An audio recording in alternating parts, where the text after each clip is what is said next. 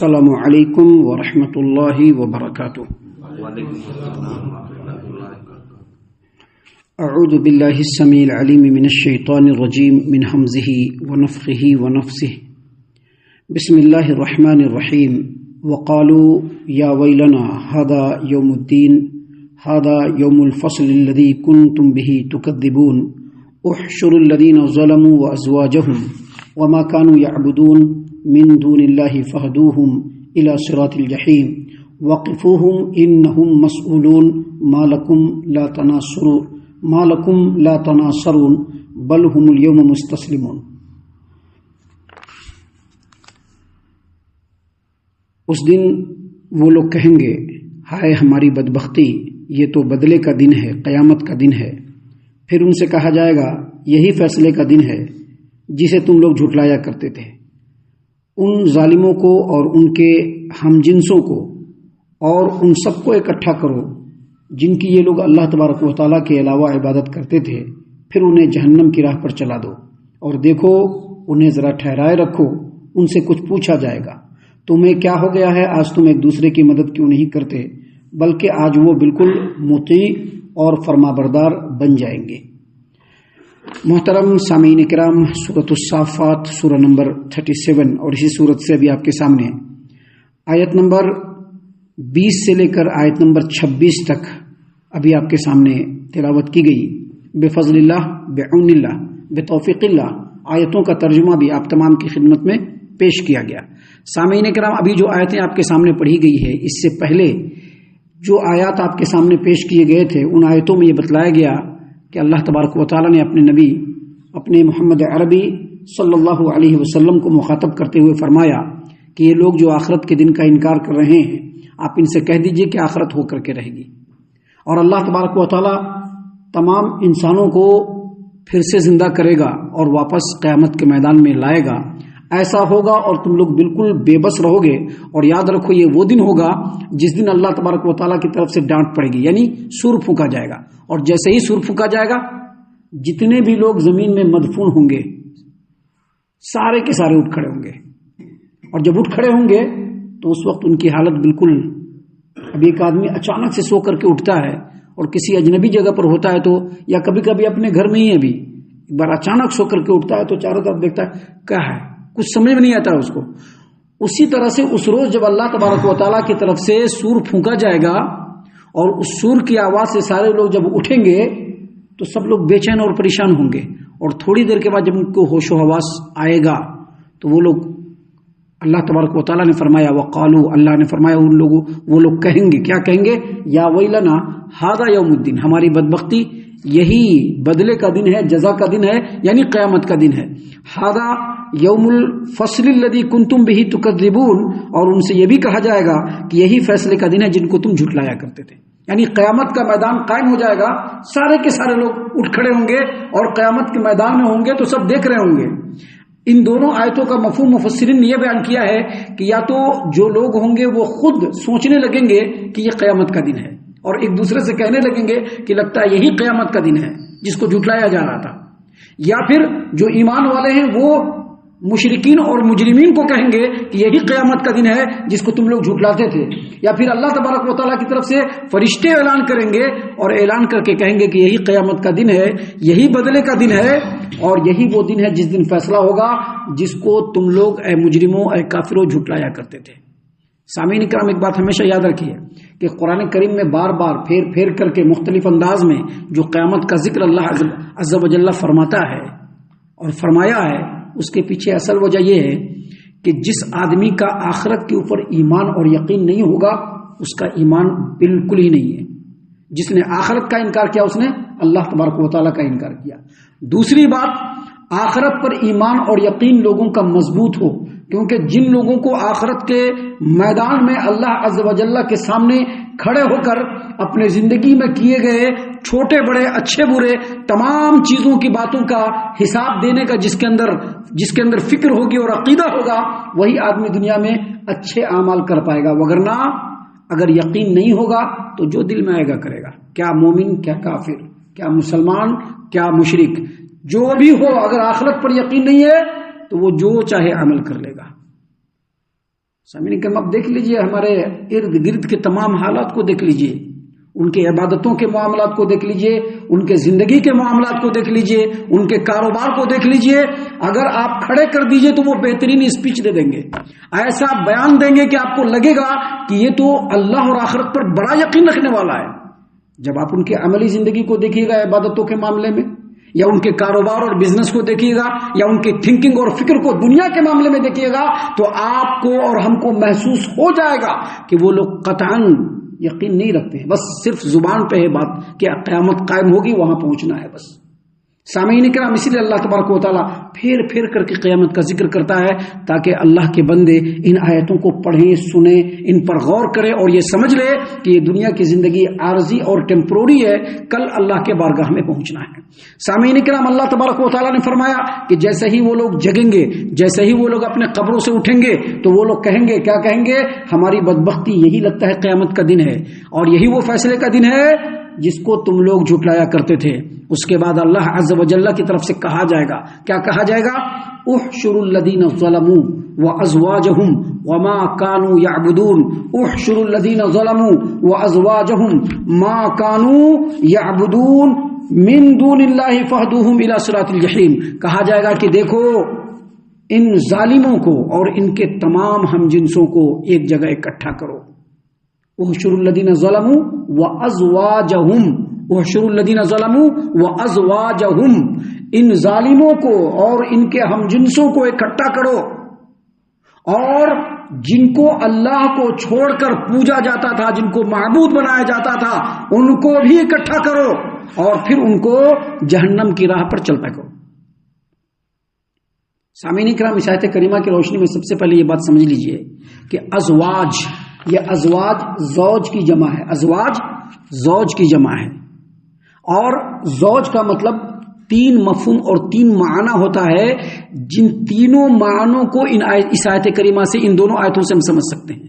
زوج کا پہلا مطلب ہوتا ہے جوڑا، جیسے شوہر و بیوی. زوج کا پہلا مطلب کیا ہوتا ہے؟ جوڑا، یعنی شوہر و بیوی.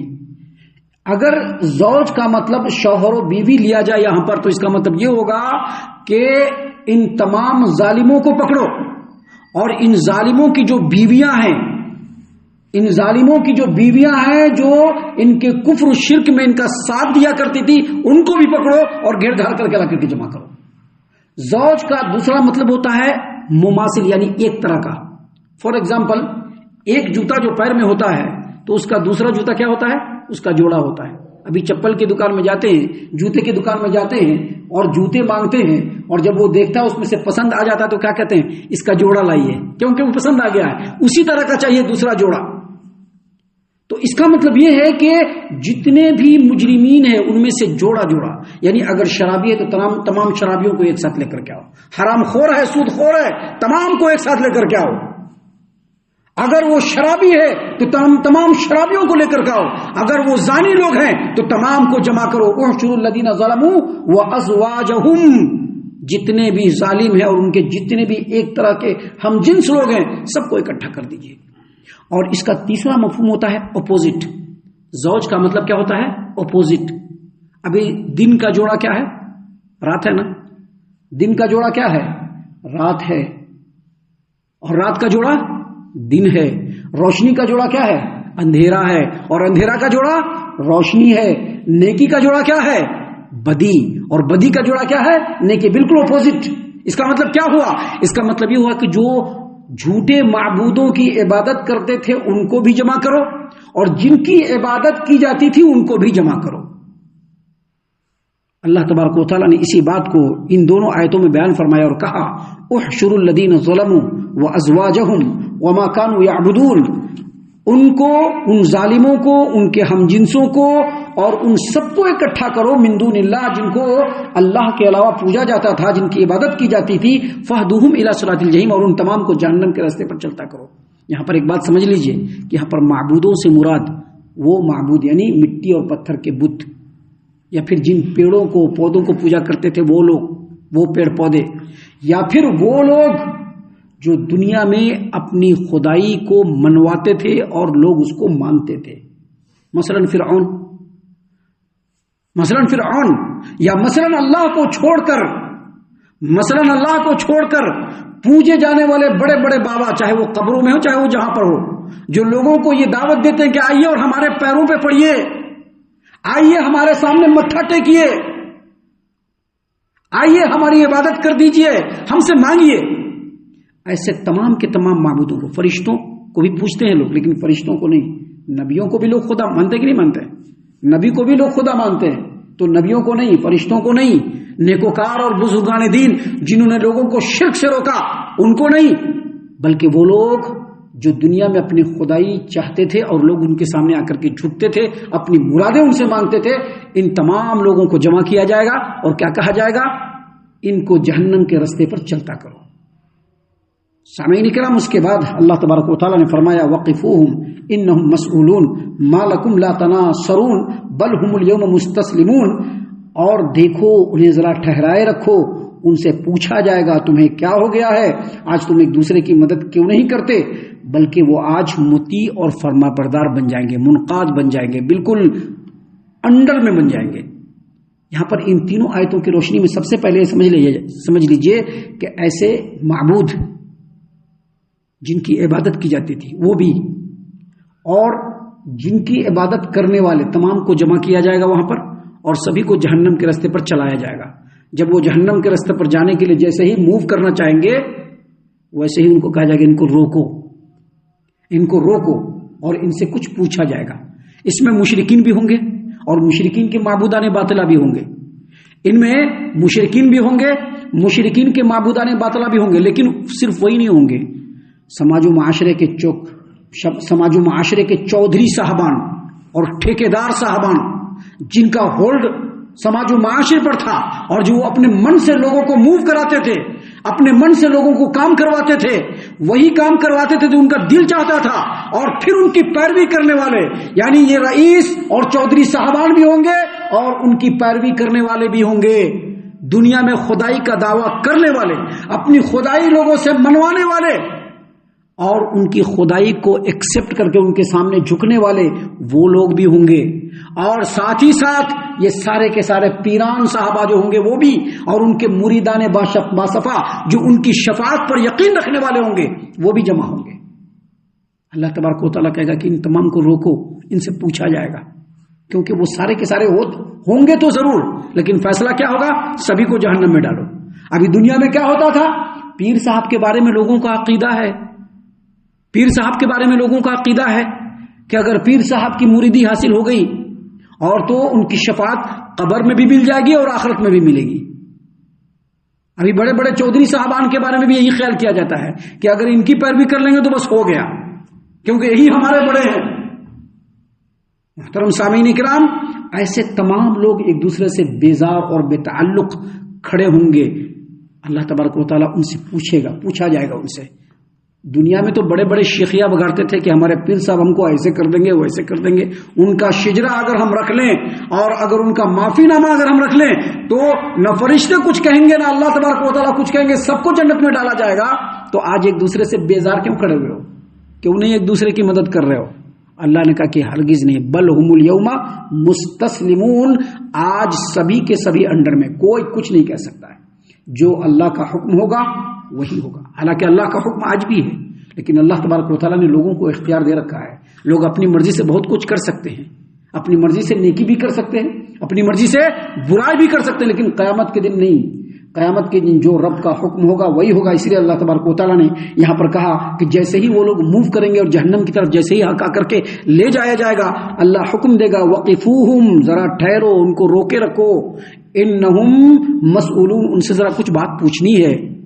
ما لکم لا تناصرون. دنیا میں تو بڑے بڑے دعوے تھے، آج کیوں نہیں ایک دوسرے کی مدد کر رہے ہو؟ آج تمہارے پیر صاحب تمہاری مدد کیوں نہیں کر رہے ہیں؟ آج تمہارے امام صاحب تمہاری مدد کیوں نہیں کر رہے ہیں؟ آج تمہارے امیر اور حکمران صاحب تمہاری مدد کیوں نہیں کر رہے ہیں؟ آج تمہارے یہ بڑے بڑے جھوٹے معبود یہ تمہاری مدد کیوں نہیں کر رہے ہیں؟ اللہ نے فرمایا کہ بل ہم الیوم مستسلمون، بلکہ آج وہ لوگ کچھ نہیں کر پائیں گے، جیسا ان کو حکم ہوگا ویسا ہی کرنا پڑے گا. سامعین کرام، ان باتوں کو بیان کرنے کا مقصد یہ ہے اللہ تبارک و تعالیٰ کا کہ ابھی اگر ہماری زندگی اللہ نے دے رکھی ہے اور ہم ان باتوں کو پڑھ رہے ہیں اور سن رہے ہیں تو آج ہی اپنی زندگی کو سنبھالنے اور سنوارنے کی کوشش کریں، نہیں تو جب یہ وقت گزر جائے گا اور موت کے پنجے میں جب ہم لوگ چلے جائیں گے اس کے بعد کوئی کچھ بھی نہیں کر پائے گا۔ ہم اللہ سے دعا کرتے ہیں کہ اللہ تعالی ہم تمام کو ان تمام باتوں کے اوپر خوب غور و فکر اور تدبر کرنے کے ساتھ ساتھ ان باتوں پر عمل کرنے کی بھی توفیق عنایت فرمائے، آمین۔ اللہ تعالی ہم تمام کو صحیح معنوں میں پکا سچا مومن مسلمان بنائے، اللہ اور اس کے رسول صلی اللہ علیہ وسلم کی اطاعت و فرما برداری کرنے والا بنائے، صحابہ کرام رضی اللہ عنہم کے طریقے پر چلنے والا بنائے، جنت الفردوس میں جگہ عطا فرمائے۔ اے اللہ ہم تمام کو جہنم سے پناہ دے، اے رب العالمین ہم تمام کو جہنم سے پناہ دے، اے مالک الملک ہم تمام کو جہنم سے پناہ دے، آمین یا رب العالمین۔ وما علینا الا البلاغ المبین۔ الذي نزل الفرقان على عبده ليكون للعالمين نذيرا